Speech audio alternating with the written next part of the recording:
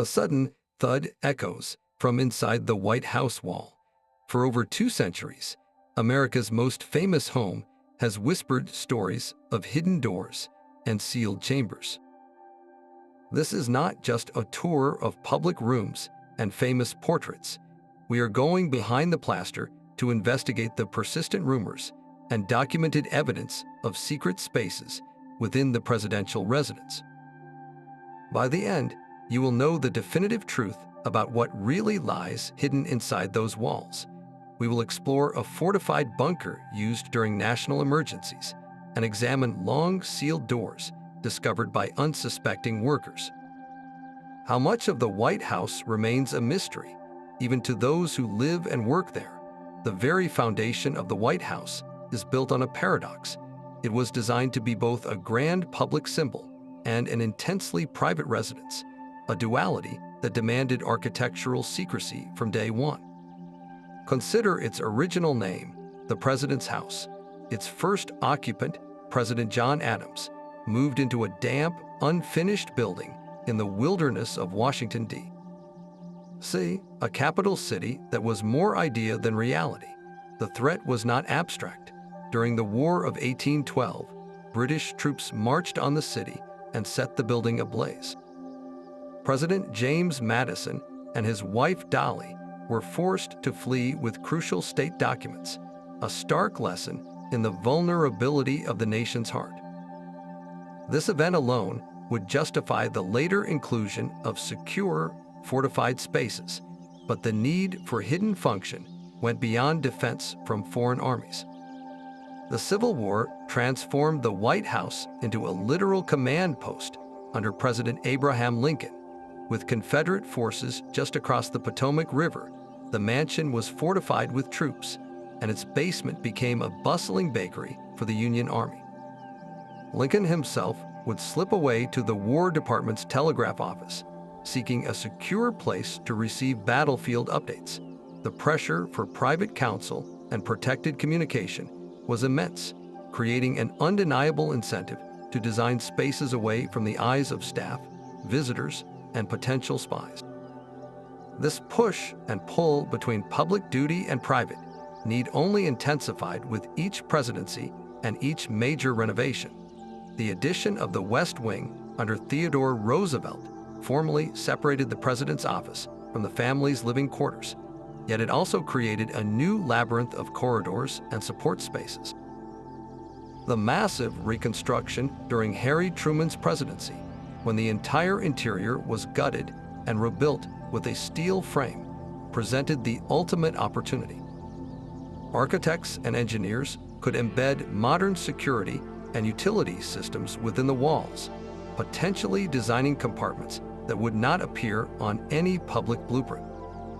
Even seemingly aesthetic additions, like the Truman balcony, altered the structural envelope and the flow of space behind the famous facade.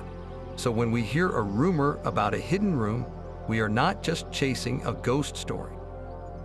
We are acknowledging a historical truth. Secrecy is not an anomaly in the White House. It is an operational requirement, baked into its stones and its steel over 200 turbulent years.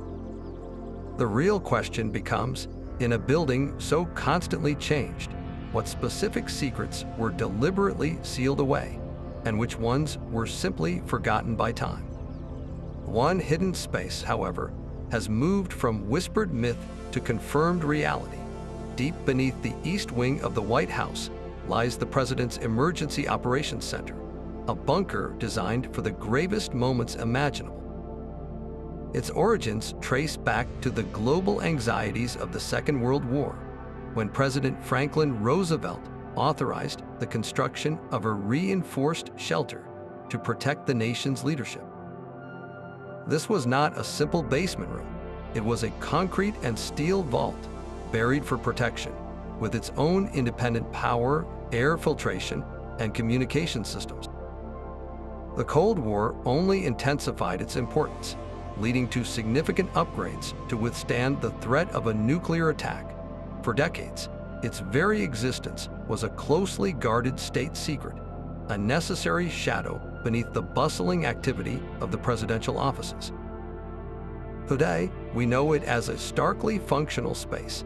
The modern President's Emergency Operations Center is a technological nerve center, equipped with secure video links to military commanders and world leaders, banks of monitors, and enough life support to sustain its occupants for an extended crisis. It is designed for continuity of government, a place where decisions can be made even if the world above is in chaos. This abstract purpose became terrifyingly concrete on the morning of September 11, 2001. As the attacks unfolded, Secret Service agents urgently escorted Vice President Dick Cheney, National Security Advisor Condoleezza Rice, and other key staff members down into the bunker's secure confines. For hours, they operated from that hidden room, a stark symbol of a government under siege, but still functioning. That day lifted the veil, transforming the President's Emergency Operations Center from a classified contingency plan into a publicly acknowledged fortress of last resort. Its revealed existence represents a fascinating paradox.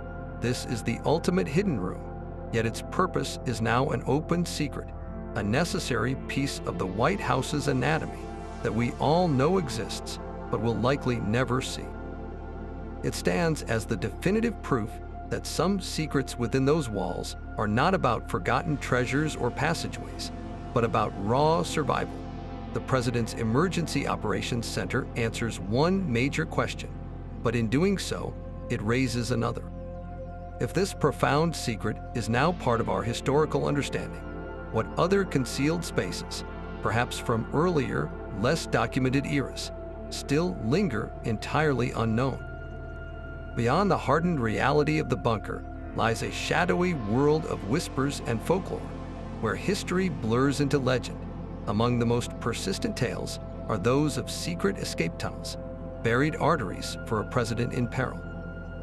Stories have long circulated of a passageway leading from the White House basement to the Treasury building next door, a potential route for a discreet evacuation. Another rumor suggests a tunnel connecting to Blair House, the official guest residence across the street. While no publicly available blueprints confirm these specific passages, the concept is not entirely far-fetched. The White House grounds are a complex web of utility corridors, service tunnels, and secure underground routes for personnel and deliveries. It is entirely plausible that certain secured pathways, perhaps reinforced or disguised, could be repurposed in an extreme emergency. The difference between a service tunnel and an escape tunnel may simply be one of intention and timing. Then there is the Lincoln bedroom, a room thick with more than just history. It is a vortex for paranormal tales and, intriguingly, stories of physical secrets. Legends suggest that Abraham Lincoln, besieged by the weight of the Civil War, had hidden compartments built into the room's woodwork or within his own desk. These spaces, so the stories go, were used to store sensitive telegraph cables or confidential war plans away from prying eyes. While historians have found no definitive evidence of such clever concealment, the allure of the idea is powerful. It personalizes the need for secrecy, tying it to one of our most revered and tragic figures.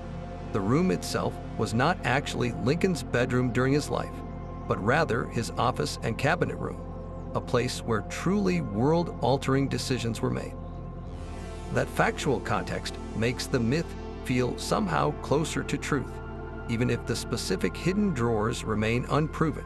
Other murmurs echo through the mansion's long hallways.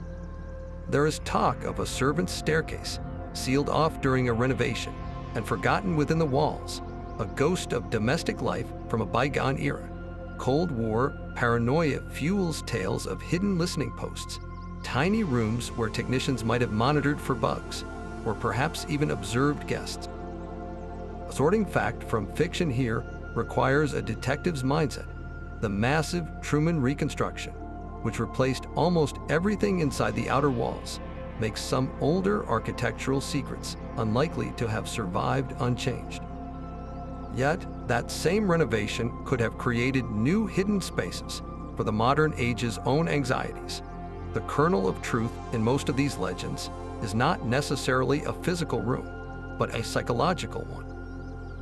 They reflect our collective understanding that the White House must operate on multiple levels, that its true workings are often, by necessity, concealed from view. These stories allow us to visualize the invisible pressures of the presidency, giving form to the constant need for security, privacy, and contingency. So while we may never find Lincoln's secret drawer, the enduring search for it reveals something just as important: our fascination with the hidden layers of power and the human stories sealed, perhaps forever, behind the plaster. The legends gain weight when we examine the physical scars left on the building itself. During the massive Truman reconstruction from 1948 to 1952, workers gutting the crumbling interior made a series of unsettling discoveries. They found walls that did not align with the original architectural plans, creating inexplicable voids within the structure. They uncovered doorways that had been bricked over decades prior, their purpose lost to time. One persistent account tells of a small, finished room discovered behind a lath and plaster wall, empty save for a single wooden chair. Was it a listening post, a storage closet, or a forgotten servant's nook? The reconstruction's chief architect, Lorenzo Winslow, noted these anomalies in his reports, often attributing them to the piecemeal additions and haphazard repairs made over a century and a half. In essence, the White House that Truman inherited was a patchwork quilt, with whole sections of its history literally walled off and forgotten. These were not designed secret chambers, but rather spaces that had simply faded from memory, becoming architectural ghosts. More recently, during routine utility upgrades in the basement, maintenance crews stumbled upon a heavy, locked door that appeared on no active schematic. It took days to locate a key, and when the door was finally opened, it revealed only a cramped, dusty space housing obsolete electrical panels from the 1950s. Another oddity emerged during renovations in the Obama administration, when contractors removing old wallboard in the family residence found a narrow, vertical shaft running between floors. It was too small for a person, but perfect for running communication wires or perhaps, in an earlier era, a speaking tube. These finds are rarely sinister, but they are profoundly mysterious. They represent what some historians call architectural amnesia. In a building constantly adapted for new technologies and new security needs, spaces are created, used, and then sealed away when they become obsolete. The blueprints are updated, but sometimes the physical reality is just covered over. An architect who has studied the building compared it to a living organism. It grows and heals, but the scars of old wounds, the vestigial structures from past traumas or needs, remain buried in its skeleton. So the question shifts from, are there hidden rooms, to a more nuanced one. How many sealed doors and forgotten voids exist simply because their original function, once utterly vital, ceased to matter? Each discovery is a snapshot of a past emergency, a past technology, or a past presidential need, now rendered silent and empty behind the walls. This tangible evidence confirms that the White House does keep secrets, even from itself. The mystery is not always about intention, but about the simple, relentless passage of time, which can turn a crucial closet into a sealed enigma. The confirmed fortress of the President's Emergency Operations Center, the whispered legends of tunnels and hidden drawers, and the tangible discoveries of bricked-up doorways all point to a single, profound truth. The White House is not just a building, but a living archive of American anxiety and adaptation.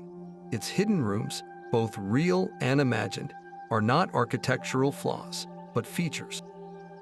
They are the physical manifestation of a presidency forever balanced on a razor's edge between the democratic ideal of public transparency and the operational necessity of profound secrecy.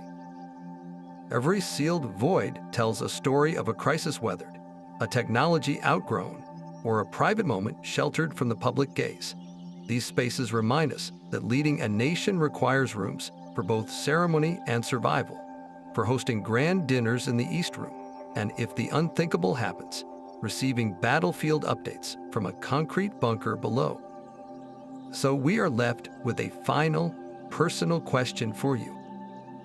If you could explore one sealed-off corner, one forgotten doorway within the White House walls, which would it be?